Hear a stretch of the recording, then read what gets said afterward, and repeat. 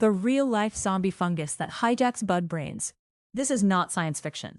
There is a fungus growing in rainforests right now that infects a living insect, takes control of its mind, and forces it to walk to its own execution. It is the reason The Last of Us exists. It is the reason an entire generation is terrified of fungal infections. And it is real. This is Ophiocordyceps, and what it does is far stranger than anything a video game writer could invent.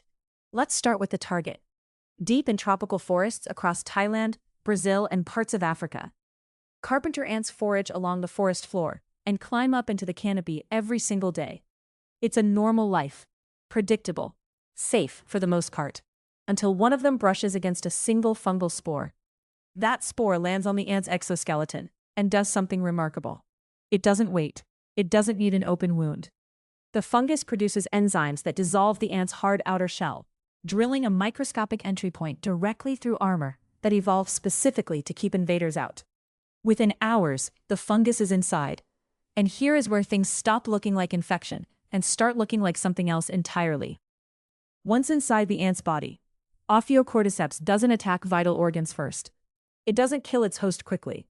Instead, it grows, slowly, methodically, spreading through the ant's body cavity while keeping the ant alive and seemingly normal for days.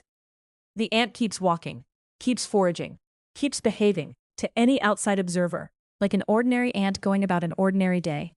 But internally, it's already lost. Scientists studying infected ants have found something disturbing. The fungus does not appear to physically invade the ant's brain tissue in significant amounts. The brain stays largely intact. So how does a fungus control a living creature without taking over its brain? The answer is chemical. Researchers believe the fungus secretes a cocktail of compounds that flood the ant's body and interfere directly with its nervous system and muscle function. It's less like demolishing the control room and more like hijacking every wire leading out of it. The ant's brain is still there. It's just no longer the one in charge. And once the fungus has that control, it makes a decision that will determine everything that happens next. It needs height. Ophiocordyceps reproduces by releasing spores from a structure that erupts from its host's body. For those spores to spread effectively, they need to fall from somewhere high, somewhere with consistent airflow, somewhere directly above the trails that other ants use every single day. So the fungus compels its host to climb. Infected ants have been observed leaving their normal foraging height and climbing significantly higher into vegetation than healthy ants ever would. They climb during specific windows tied to environmental conditions. This isn't random wandering. This is navigation toward a very specific destination.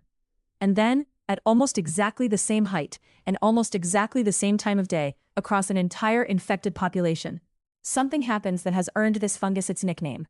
The ant bites down.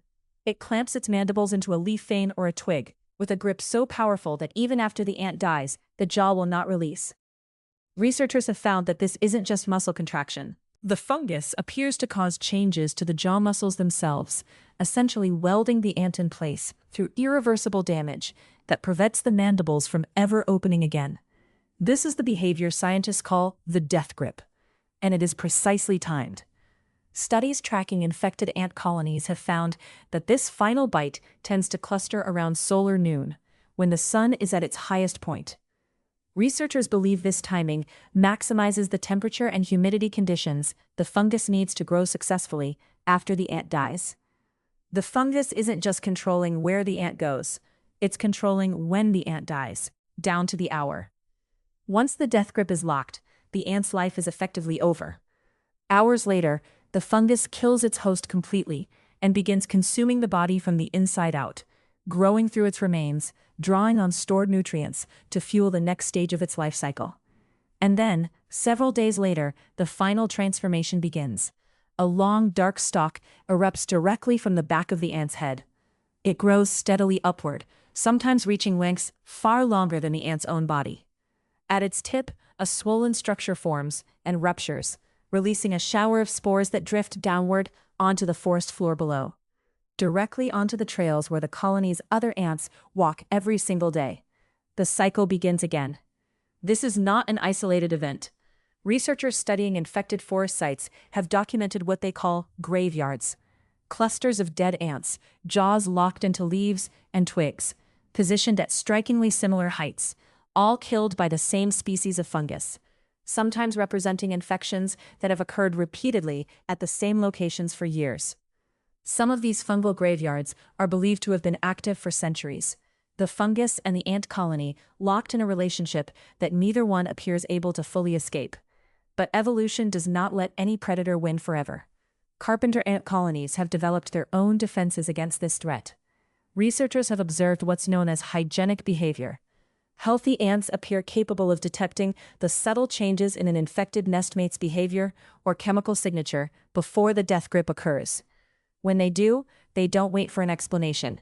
They physically remove the infected ant from the colony, carrying it away from the nest entirely, sometimes before the fungus has even reached the stage of manipulating its behavior. It's a brutal but effective strategy. Sacrifice the one, protect the many.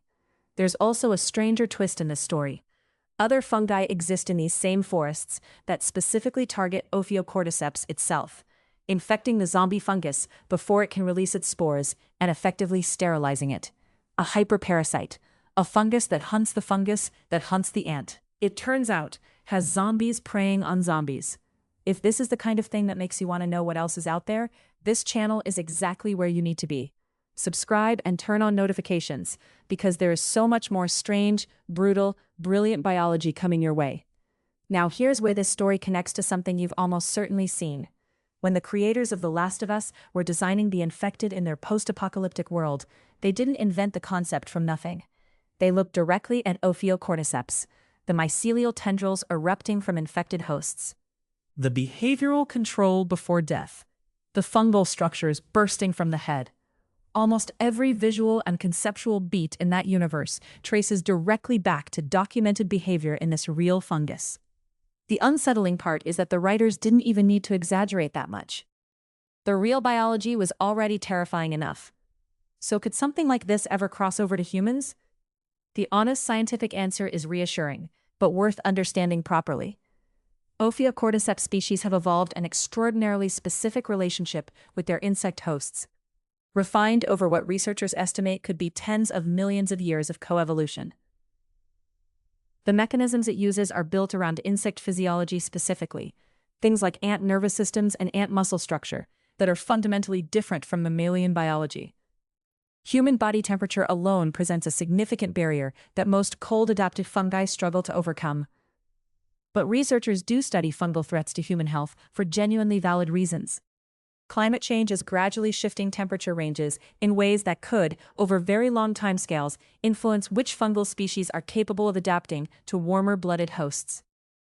It's part of why mycologists take fungal evolution seriously as a field of study, even when a specific species like Ophiocordyceps poses no direct threat to humans today. The fungus we've just described isn't coming for us. But it didn't need to. It already proved that a living creature's brain, body, and final moments of life can be completely rewritten by something smaller than a grain of rice.